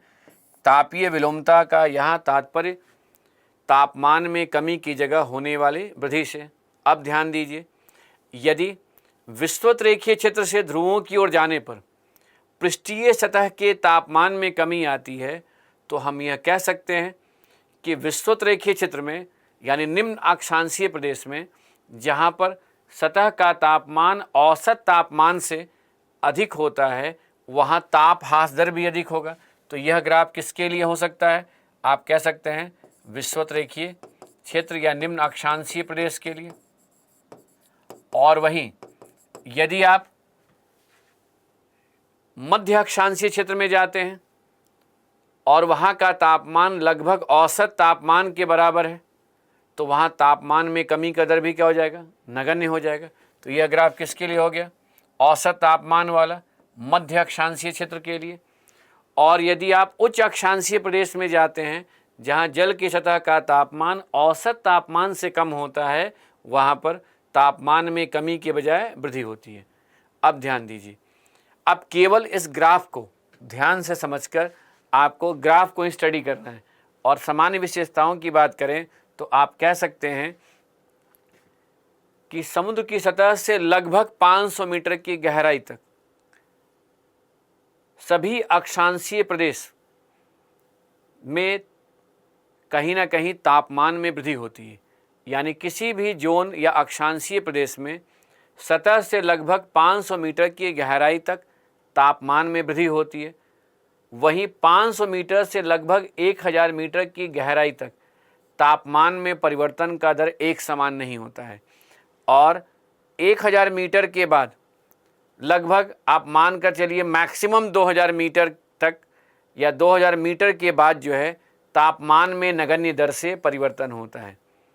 यह ध्यान रखिएगा कि ये जो मैंने 500, 1000 मीटर और 2000 मीटर जो हमने डेप्थ है, ये कोई एब्सोल्यूट नहीं है, बल्कि हमने एक आप कह सकते हैं एक एवरेज डेप्थ को अध्ययन के रूप में लिया है, जिससे कि कहीं ना कहीं आपको आंकड़ों को लेकर कहीं पर कोई कन्फ्यूजन या इसे याद करने के क्रम में समस्या ना हो। नहीं तो अगर आप यहाँ देखिएगा तो 500, 1000, 1500, 2000, 2500, 3000 ऐसे डेप्थ दिया गया है और टेम्परेचर डेंसिटी वगैरह की भी बात की गई है, तो उन पर ध्यान नहीं देना है। अब ध्यान दीजिए, अगर हम इसी ग्राफ को जो यहाँ ड्रॉ किए हैं यहाँ देखें तो यहाँ समझिए लगभग 500 ही नहीं 1000 मीटर की गहराई तक यहाँ तापमान में वृद्धि होती जा रही है। यानी तापमान में जहाँ 500 मीटर के बाद तापमान में क्या होनी चाहिए थी, कमी, वहाँ वृद्धि हो रही है। तो यह जो ग्राफ है यह उच्च अक्षांशीय प्रदेश के लिए से संबंधित है, जहाँ सतह का तापमान औसत तापमान से क्या होता है, कम होता है। और वहीं इस ग्राफ को देखिए, यदि आप दूसरे ग्राफ पर ध्यान देंगे तो यहाँ पर सतह से 500 मीटर तक यहाँ ऐसा दिखा रहा है कि तापमान लगभग एक समान है। और उसके बाद 500 मीटर के बाद 1000 मीटर की तरफ जाने पर तापमान में क्या हो रही है, कमी आ रही है। और फिर 1000 मीटर के बाद तापमान में परिवर्तन का दर नगण्य हो गया। तो कह सकते हैं ना, यह एक ऐसा क्षेत्र है जहाँ जल की सतह का तापमान औसत से अधिक है। इस ग्राफ को भी देखकर आप कह सकते हैं कि 500 से 1000 मीटर तक तापमान में परिवर्तन का जो है दर एक समान नहीं है। ये अपवाद की स्थिति है, एक्सेप्शन है। अब यहाँ समझिएगा, समुद्र की सतह से नीतल तक तापमान में होने वाले परिवर्तन के आधार पर ही महासागर को 3 परतों में सीमांकित किया गया, जिसमें महासागर की सतह से लेकर लगभग 500 मीटर तक की मोटी परत को, यानी इस ऊपरी परत को नाम दिया गया इपीलिम्नियन लेयर। इपीलिम्नियन, इसे हिंदी में भी यही जानिएगा। और लगभग 1000 मीटर से अधिक गहराई में जाने पर जहाँ तापमान में परिवर्तन का दर नगण्य होता है, यानी सबसे निचली परत का नाम दिया गया हाइपोलिम्नियन लेयर।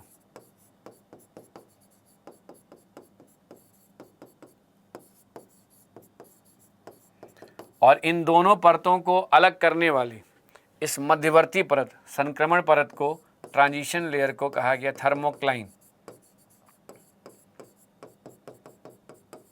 तो ध्यान दीजिए, थर्मोक्लाइन लेयर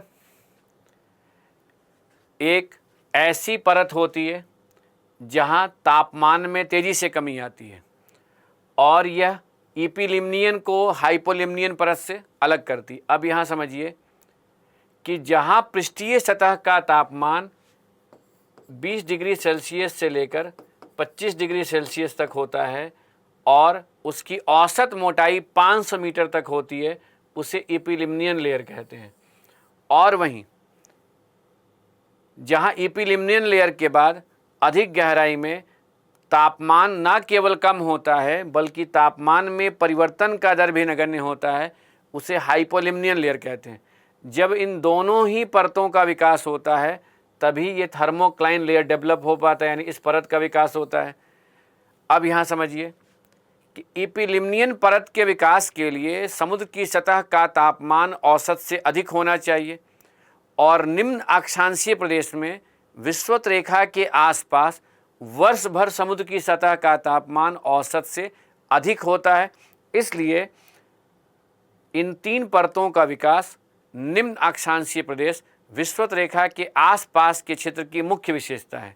वहीं अगर आप ट्रॉपिकल रीजन में जाते हैं, यानी 10-15 डिग्री सेल्सियस से यदि आप 30-35-40 डिग्री सेल्सियस तक के जोन में जाएंगे तो वहाँ पर गर्मी के समय समुद्र की सतह का तापमान औसत से अधिक होने के कारण इन परतों का विकास होता है, जबकि उच्च अक्षांशीय प्रदेश में कभी भी समुद्र की सतह का तापमान औसत से अधिक नहीं हो पाता है, इसलिए इन परतों का विकास नहीं होता है। तो इसलिए आप कह सकते हैं कि जहाँ महासागर के पृष्ठीय सतह पर तापमान के वितरण में स्थानिक विभिन्नता होती है, वहीं महासागर की सतह से नीतल की ओर जाने पर भी तापमान में परिवर्तन होता है और तापमान में परिवर्तन का दर एक समान नहीं होता है। सतह से अंदर की ओर जाने पर तापमान में होने वाले परिवर्तन या आने वाली कमी को सतह का तापमान निर्धारित करता है। जहाँ सतह का तापमान औसत से अधिक होता है वहाँ पृष्ठीय सतह से अंदर की परतों में जाने पर ताप ह्रास दर अधिक हो जाता है। जहाँ तापमान औसत के बराबर होता है वहाँ ताप ह्रास दर नगण्य होता है। जहाँ तापमान औसत से कम होता है वहाँ तापमान में कमी की बजाय वृद्धि होती है। तो कुल मिलाकर आपने यह देखा कि महासागर में जल की सतह के तापमान को प्रभावित करने वाले कारकों के सम्मिलित प्रभाव के कारण ही पृष्ठीय सतह पर तापमान के वितरण में केवल अक्षांशीय ही नहीं बल्कि प्रादेशिक विभिन्नता भी देखने को मिलती है और सतह से अंदर की ओर जाने पर तापमान में होने वाले परिवर्तन के कारण इन परतों का विकास भी होता है। ये एक इम्पॉर्टेंट टॉपिक था जिससे अगर आप समझ गए तो अब आगे आप स्लाइड के माध्यम से अपने डेवलप किए गए कॉन्सेप्ट को रिवाइज कर सकते हैं, उस पर पुनः विचार कर सकते हैं। तो देखिए, सागरीय जल के ऊष्मा का मुख्य स्रोत सूर्य है, लेकिन इसे नगण्य मात्रा में ऊष्मा की प्राप्ति ज्वालामुखी प्रक्रिया और जल दबाव क्रिया से भी होती है। मुख्य स्रोत सूर्य है, उसके बाद दूसरे नंबर पर ज्वालामुखी प्रक्रिया और तीसरे नंबर पर जल दबाव क्रिया। यह आपको मैंने क्लियर कर दिया है। सागरीय भाग के शीतलन की प्रक्रिया में यानी सतह के ठंडा होने में वाष्पीकरण का योगदान सर्वाधिक होता है। क्यों होता है? क्योंकि वाष्पीकरण के समय ही जब जल वाष्प में परिवर्तित होती है तो जल का संवेदनशील ऊष्मा गुप्त ऊष्मा में परिवर्तित होने के बाद वायुमंडल में जाता है, जिससे सतह के तापमान में कमी आती है। इसलिए ही जब वाष्पीकरण की प्रक्रिया प्रभावशाली होती है तो कब प्रभावशाली होती है? ग्रीष्म ऋतु के समय। तब वाष्पीकरण के प्रभावशाली होने पर जल की सतह का तापमान, ध्यान रखिएगा, संलग्न वायु की परतों की अपेक्षा कम होता है। इसका मतलब ये नहीं है कि गर्मी के समय पानी ठंडा हो जाता है, बल्कि गर्मी के समय समुद्र की सतह का जो तापमान होता है, जल का तापमान होता है, वो वायु की अपेक्षा कम होता है, यानी कम गर्म होता है। ठीक उसी प्रकार जब शीत ऋतु के समय वाष्पीकरण का दर नगण्य होता है, यानी जब वाष्पीकरण की प्रक्रिया नहीं के बराबर होती है, तब जल की सतह का तापमान संलग्न वायु की परतों की अपेक्षा अधिक हो जाता है। इसलिए ही कहा जाता है कि शीत ऋतु के समय ओशियन हीट बैंक का काम करता है। स्थल खंडों की अपेक्षा सागरीय जल का दैनिक तापांतर और वार्षिक तापांतर नगण्य रहता है। क्यों नगण्य रहता है? क्योंकि महासागर में वायुमंडलीय आर्द्रता अधिक होने के कारण दिन के समय जल की सतह अधिक गर्म नहीं हो पाती है और रात के समय ऊष्मा के निष्कासन का दर स्थल खंडों की अपेक्षा कम रहता है। वहीं महासागर के विशिष्ट ऊष्मा अधिक होने के कारण सतह के गर्म और ठंडा होने की प्रक्रिया का दर क्या होता है? कम होता है। इसलिए वार्षिक तापांतर भी नगण्य रहता है। जब विषुवत रेखा से ध्रुवों की ओर जाने पर सतही जल के तापमान में कमी आती है, तो कौन से खुले महासागर के पृष्ठीय सतह के औसत तापमान में कमी आती है। ऐसा क्यों होता है? क्योंकि विषुवत रेखा से ध्रुवों की ओर जाने पर सौर किरण के तिरछेपन में वृद्धि यानी आपतन कोण में कमी होने से प्रति इकाई क्षेत्र में प्राप्त होने वाली सौर ऊर्जा की मात्रा में भी कमी आती है। ध्यान दीजिए, भूमध्य रेखा से यानी 0 डिग्री से या तो आप 40 डिग्री नॉर्थ में जाएं या साउथ में जाएं, यानी विषुवत रेखा से 40 डिग्री नॉर्थ या साउथ अक्षांशों के मध्य सागरीय जल का तापमान वायु के तापमान से कम होता है। क्यों कम होगा?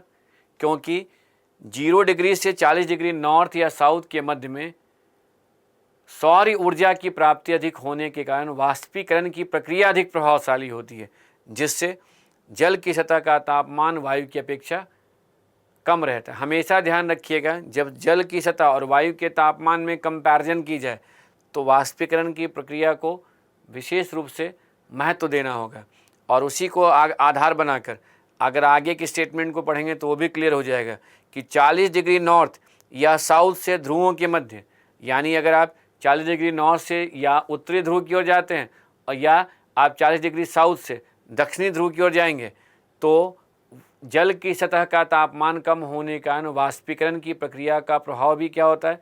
नगण्य होता है, जिससे जल की सतह का तापमान वायु की अपेक्षा अधिक होता है। तो स्टेटमेंट से क्लियर हो जाना चाहिए। अब ध्यान दीजिए, अपतट पवन किसे कहेंगे? जो पवन तट से समुद्र की ओर चलती है। तो अपतट पवन से प्रभावित महासागर में अपवेलिंग के कारण, अपवेलिंग क्यों होगा?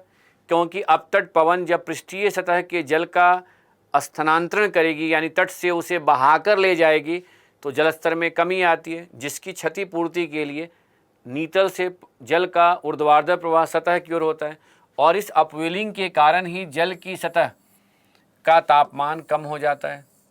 इसलिए ही आपने देखा था कि जहाँ पर भी अपवेलिंग की प्रक्रिया या अपतट पवन का प्रभाव होता है वहाँ का तापमान कम होता है। इसके विपरीत जहाँ अनुतट पवन यानी वैसी हवाएं जो समुद्र से तट की ओर चलती हैं उनका प्रभाव होता है, वहाँ पर गर्म जल राशि के एकत्रित होने के कारण कहाँ पर?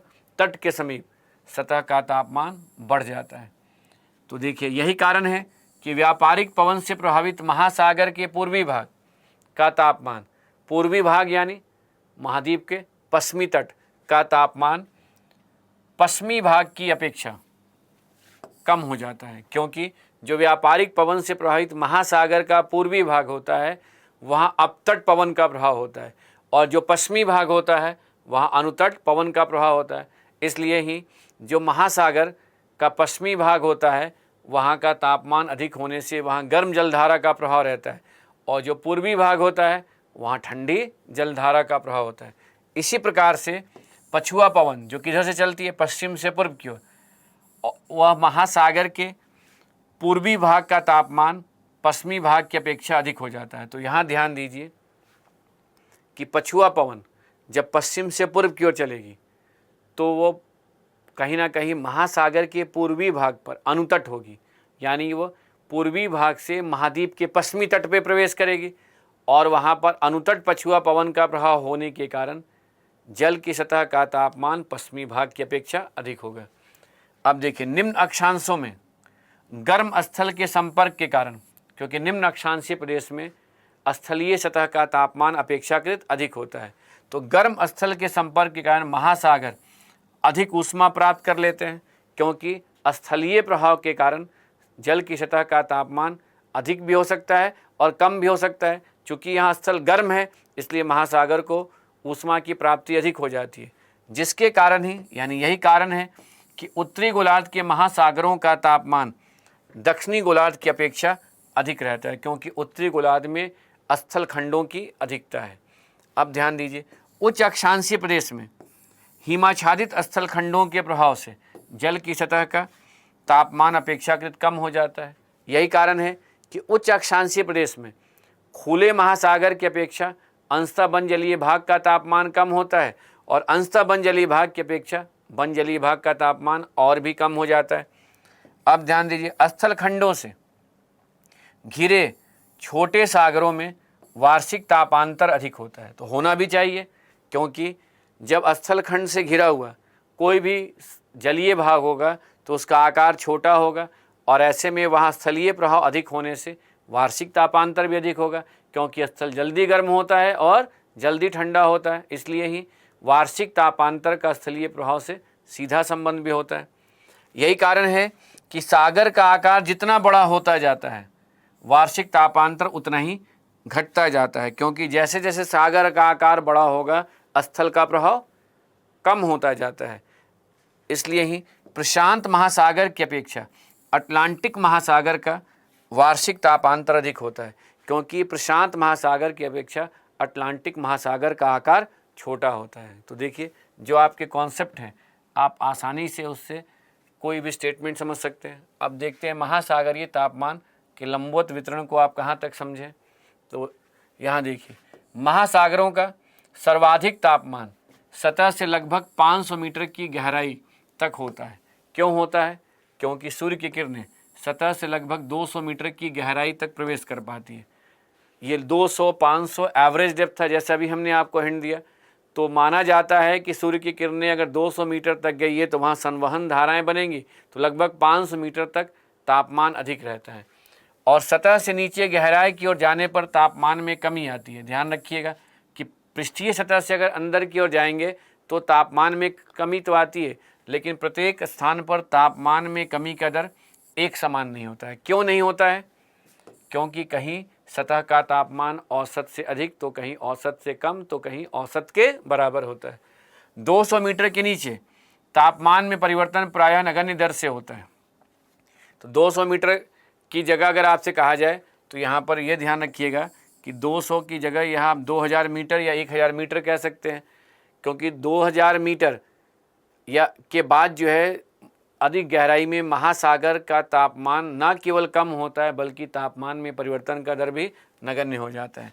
अब देखिए, जहाँ महासागर की सतह का तापमान अधिक होता है यानी औसत से अधिक होता है, वहाँ गहराई में जाने पर तापमान में कमी का दर भी अधिक होता है, क्योंकि जहाँ औसत से अधिक होगा वहाँ थर्मोक्लाइन लेयर न केवल डेवलप होगा बल्कि वहाँ तापहास दर भी अधिक होगा, और निम्न अक्षांशीय प्रदेश में सतह का तापमान औसत से अधिक होता है। कुछ सागरीय क्षेत्रों में अधिक गहराई पर भी तापमान अधिक होता है, यानी अंदर की परतों में जाने पर भी तापमान में कमी नहीं आती है। उसके पीछे कारण क्या है? क्योंकि उस प्रकार के सागर उपवेशन में शांत जल के होने से सतह सौर ऊर्जा की प्राप्ति सतह से अंदर की परतों में होती है, और अंदर भी टेम्परेचर एवरेज टेम्परेचर या औसत तापमान अधिक रहता है। जैसे कि सरगासो सागर, तो उत्तरी अटलांटिक महासागर में जो सरगासो सागर है वहाँ का जल न केवल शांत रहता है बल्कि ऊपर की सतह पर वाष्पीकरण की प्रक्रिया भी होती है, और अंदर में जो है टेम्परेचर जो है अधिक रहता है। तो सतह पर वाष्पीकरण के कारण सतह का तापमान कम होता है और अंदर में जो सौर ऊर्जा का अवशोषण होता है उसे हीट बढ़ता जाता है। उसी प्रकार लाल सागर और भूमध्य सागर भी है। तो ये सब अपवाद हैं। सतह से नीतल तक तापमान में होने वाले परिवर्तन के कारण 3 परतों का विकास होता है। तो 3 परतें कौन से हैं? इपिलिमनियन, जिसकी औसत मोटाई लगभग 500 मीटर तक होती है और जिसका औसत तापमान 20 से 25 डिग्री सेल्सियस तक होता है। दूसरा परत कौन सा है? थर्मोक्लाइन। थर्मोक्लाइन परत महासागरीय जल के ऊपरी और निचली परतों को अलग करने वाली संक्रमण परत होती है। तो निचली परत कौन सी होगी? हाइपोलिमनियन। ऊपरी परत इपिलिमनियन को अलग करने वाली जो ये थर्मोक्लाइन परत है, इस परत में गहराई के साथ तापमान में तीव्र दर से कमी आती है। कहाँ कमी आती है? जहाँ सतह का तापमान औसत से अधिक होता है। तो आपने देखा कि कहीं ना कहीं महासागर में तापमान को प्रभावित करने वाले कारकों के सम्मिलित प्रभाव से जो तापमान के वितरण में स्थानिक विभिन्नता होती है वो केवल क्षैतिज तल पर ही नहीं बल्कि सतह से नीतल तक होती है, और यह तापमान में होने वाले परिवर्तन के कारण कहीं ना कहीं महासागर की अन्य भौतिक और रासायनिक विशेषताओं पर भी प्रभाव पड़ता है, जिससे कि महासागर में रहने वाले जैविक समुदाय के लिए अनुकूल या प्रतिकूल दशाएं उत्पन्न हो जाती हैं। इसलिए महासागर अर्थात जल मंडल से संबंधित भौतिक रासायनिक विशेषताओं के साथ जैविक समुदाय के वितरण का अध्ययन करने के लिए महासागर के तापमान के वितरण को समझना आपके लिए आवश्यक था। इस टॉपिक की समझ हो जाने के बाद इसी समझ को आधार बनाते हुए नेक्स्ट टॉपिक को तैयार करना है, जो है महासागर की लवणता। एक बार आप महासागरीय तापमान और महासागर की लवणता इन 2 चैप्टर को समझ जाएंगे तो इन दोनों की सहायता से आप आसानी से महासागर में जलधाराओं की विशेषताओं का अध्ययन कर पाएंगे। तो आज के क्लास में यहाँ तक की बातें महत्वपूर्ण थी। फिर मिलते हैं। धन्यवाद।